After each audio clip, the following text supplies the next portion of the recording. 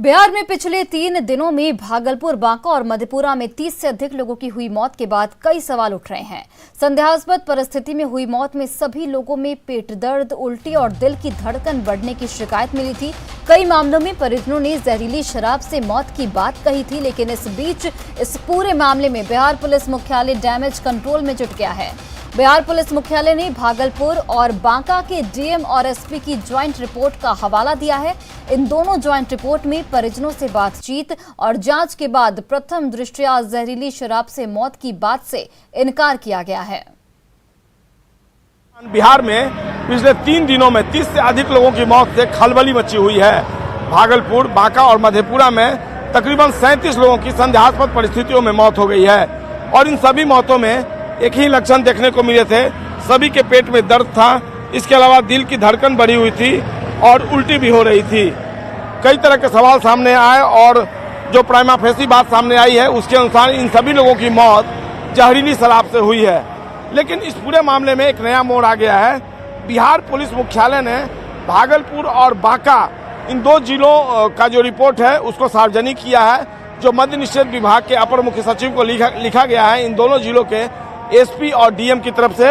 और बिहार पुलिस मुख्यालय ने किस तरीके से डैमेज कंट्रोल की कोशिश की है, ये बिहार पुलिस मुख्यालय का ये जो व्हाट्सएप ग्रुप है उसमें इन दोनों रिपोर्ट्स हैं उनको सार्वजनिक किया गया है और इसमें इस बात की चर्चा की गई है और इसमें बताया गया है कि भागलपुर में जो नाम सामने आए हैं, चाहे वो 25 साल के मिथुन कुमार का हो या फिर विनोद राय का हो, फिर संदीप यादव का हो या फिर जो एक और नाम है जिसमें इनका नाम बताया गया है नीलेश कुमार, इन सभी मौतों को जो भागलपुर के जिलाधिकारी और एसपी हैं, वो एसएसपी हैं, वो मानते हैं कि अब जहरीली शराब से मौत नहीं हुई है। और बिहार पुलिस मुख्यालय ने सुबह इस रिपोर्ट को पुलिस मुख्यालय के व्हाट्सएप ग्रुप पर डाला है, यानी पुलिस मुख्यालय डैमेज कंट्रोल की कोशिश में जुट गया है। इसके अलावा बांका के डीएम और एसपी का जो ज्वाइंट रिपोर्ट है उसको भी बिहार पुलिस मुख्यालय के व्हाट्सएप ग्रुप पर डाला गया है और इसमें कई बातों की चर्चा की गई है। उसमें ये बताया गया है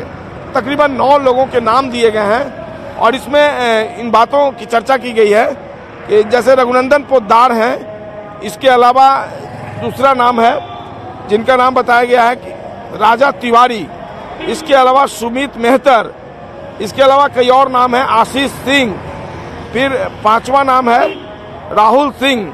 तकरीबन 9 नाम है। इसमें बताया गया है कि जो सूचना मिली है, जो परिजन हैं उनसे अनुमंडल पदाधिकारी बांका और अनुमंडल पुलिस पदाधिकारी बांका ने जाकर बातचीत की है और अपने स्तर पर जांच की और जांच के क्रम में सभी मृतक के परिजनों का बारी बारी से बयान लिया गया है और जो परिजन हैं वो उनकी मौत बीमारी से होना बता रहे हैं। सभी शव का अंतिम संस्कार कर दिया गया है और इसलिए फिलहाल प्रथम दृष्टया यह मामला जहरीली शराब का बनता हुआ नहीं दिख रहा है। लेकिन इस पूरे मामले को लेकर अब पुलिस मुख्यालय जो तर्क दे, लेकिन तमाम तरह के सवाल हैं और जांच जो है वो अंतिम दौर में जब आएगा और जब जांच रिपोर्ट आएगी तब स्थिति स्पष्ट हो पाएगी, क्योंकि अमूमन ये बताया जाता है कि पोस्टमार्टम रिपोर्ट से ही इस तरह के मौतों की गुत्थी जो है वह सुलझ पाती है। लेकिन इस पूरे मामले में बिहार में सियासी तापमान जो है वो काफ़ी बढ़ गया है और कांग्रेस और राजद इन दोनों विपक्षी पार्टियों ने सरकार को घेरने की कवायद की है और सर्वदलीय बैठक बुलाने की मांग एक बार फिर से बिहार में जोर पकड़ने लगी है। हालांकि इस पूरे मामले में सत्तारूढ़ दल भाजपा ने सरकार का बचाव किया है और भाजपा के नेताओं और पार्टी प्रवक्ता का कहना है कि सरकार शराबबंदी कानून को लेकर दृढ़ प्रतिज्ञ है और कृत संकल्पित है और ऐसे में अगर कुछ घटनाएं सामने आई हैं तो इसकी जांच कर दूध का दूध और पानी का पानी किया जाएगा और जो भी लोग दोषी होंगे उनके खिलाफ सख्त से सख्त कार्रवाई की जाएगी। कैमरा पर्सन सुबोध के साथ संजय कुमार, न्यूज़ 18 पटना। और देखिए, भागलपुर में संदिग्ध मौतों का आंकड़ा 16 तक पहुंच गया है। शनिवार की रात से मौत का सिलसिला जो शुरू हुआ वो रविवार तक जारी था। वहीं इस घटना के बाद जिले के अधिकारी मामले की लीपापोती में जुट गए हैं। ज्यादा जानकारी दे रहे हैं हमारे सहयोगी आशीष रंजन। शनिवार की देर रात से रविवार की शाम तक भागलपुर जिले में कुल 16 संदिग्ध मौतें हो चुकी है, जिसके बाद जिला प्रशासन हरकत में आया और साहेबगंज में जो 4 मौतें हुई थी उनमें से 2 का जो है पोस्टमार्टम जो है जिला प्रशासन के द्वारा कराया गया है। वहीं जिलाधिकारी और वरीय पुलिस अधीक्षक के द्वारा जो है देर शाम में जो है 2 घंटे तक गहन मंथन किया गया विश्वविद्यालय थाने में बैठकर। वहीं जो लोग पूछताछ के लिए लाए गए थे, जो शराब बिक्री का काम पहले किया करते थे, उनसे काफ़ी लंबी पूछताछ वहां पर की गई।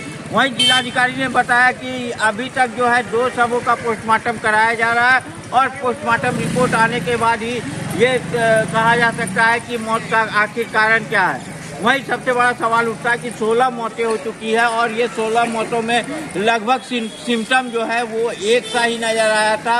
उल्टी हो रहा था तो किसी की आंख की रोशनी चली गई थी। और अभिषेक नाम का जो युवक है उसके बारे में भी जिलाधिकारी ने बताया था कि उससे अभी तक पूछताछ नहीं हुई है, लेकिन न्यूज़ 18 ने आज भी उससे बात की है। उसने साफ तौर पर कहा है कि जिला प्रशासन और पुलिस प्रशासन के लोगों ने आकर उससे पूछताछ की थी और उसने स्वीकार भी किया है कि वो शराब का सेवन किया था अपने दोस्त के साथ और उसके दोस्त की जो है मौत हो गई है, लेकिन जो अभिषेक है उसकी आंख की रोशनी चली गई है। अब देखने वाली बात है कि जिला प्रशासन और पुलिस प्रशासन इसको लेकर किस तरह की कार्रवाई करता है और इसका खुलासा कब तक हो पाता है कि आखिर इन 16 मौतों का कारण क्या था और किस कारण से 16 लोगों की जाने गई है। आशीष रंजन, न्यूज़ 18 भागलपुर। और लखीसराय के बढ़िया में एक इलेक्ट्रॉनिक सामान की गोदाम में भीषण आग लग गई, जिसमें लाखों की संपत्ति का नुकसान हुआ है। दुकान में एक आग की लपटें देखकर सैकड़ों की संख्या में लोग इकट्ठा हुए और आग पर काबू पाने की कोशिश की। वहीं मामले की जानकारी पर फायर ब्रिगेड की टीम मौके पर पहुंची और करीब 1 घंटे की कड़ी मशक्कत के बाद आग पर काबू पा लिया गया। आग की वजह शॉर्ट सर्किट बताई जा रही है।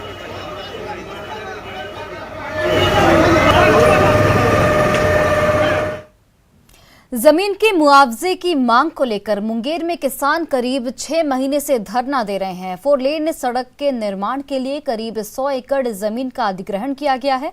किसानों का कहना है कि जब उन्होंने जमीन खरीदी तो ज्यादा मिनिमम वैल्यू रजिस्टर किया गया और जब मुआवजा देने की बारी आई तो कम पैसे दिए जा रहे हैं।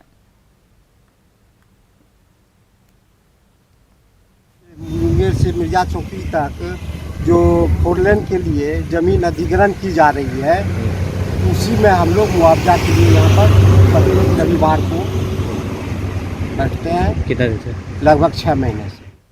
वहीं झारखंड की जूनियर महिला हॉकी टीम आंध्र प्रदेश के काकीनाडा में होने वाली 12वीं राष्ट्रीय जूनियर हॉकी प्रतियोगिता के लिए सिमडेगा से रवाना हुई। यहां झारखंड का पहला मैच 26 मार्च को असम के साथ होगा। चैंपियनशिप के लिए मिडफील्डर दीप्ति कुल्लू को झारखंड टीम की कप्तानी सौंपी गई है। हॉकी झारखंड टीम का 5 मार्च से सिमडेगा एस्ट्रोटर्फ स्टेडियम में विशेष प्रशिक्षण शिविर चल रहा था। विद्यालय के इस सुंदर से मैदान में ही पूरा झारखंड टीम के लड़कियों का प्रैक्टिस सेशन चला है और हम लोगों ने देखा है कि किस तरह वे इस टूर्नामेंट में अपना जी जान लुटाने के लिए तत्पर हैं।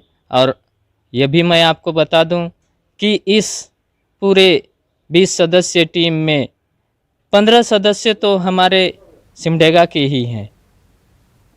अगर इंसान के अंदर जज्बा हो तो वह क्या कुछ नहीं कर सकता, फिर चाहे वह दिव्यांग ही क्यों न हो। इंसानियत के संदेशों को लेकर चेन्नई से 30,000 किलोमीटर की यात्रा पर निकले मोहम्मद जावेद करीब 7,000 किलोमीटर का सफर तय करने के बाद जमशेदपुर पहुंचे, जहां जिला मुख्यालय के समीप मोहम्मद जावेद का शहर के दिव्यांगों ने गर्मजोशी के साथ स्वागत किया।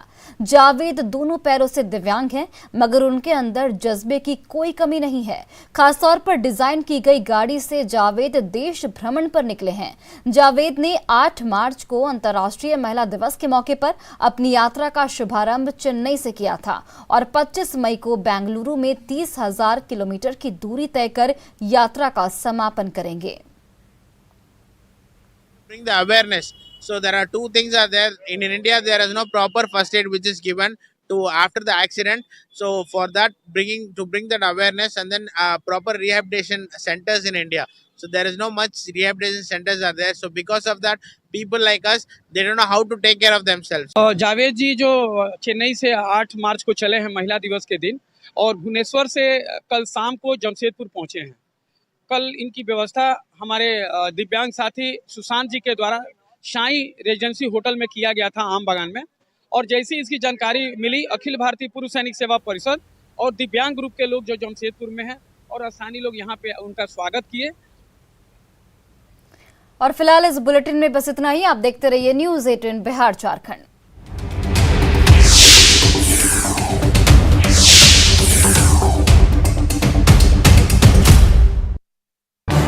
इस न्यूज हेडलाइंस के